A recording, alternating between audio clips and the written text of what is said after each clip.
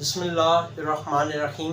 सैयदना करीम सल्लल्लाहु अलैहि वआलिहि वसल्लम। मैं हूँ होम्योपैथिक डॉक्टर ज़फ़र हमीद मलिक।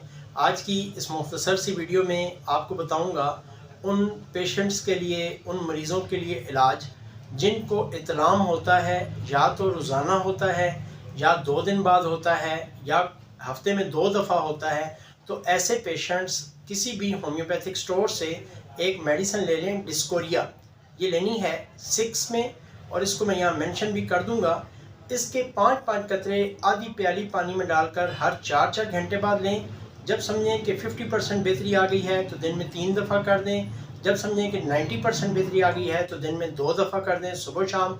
और इंशाल्लाह ताला उस वक़्त छोड़ दें जिस वक़्त वो मुकम्मल तौर पर ठीक हो जाएँ। ऐसे बहुत सारे नुस्ख़ाजात देखने के लिए आप मुझे फेसबुक पे, इंस्टाग्राम पे फॉलो कर लें। Thank you very much. अपनी दुआओं में याद रखिएगा। अस्सलाम वालेकुम रहमतुल्लाहि व बरकातहू।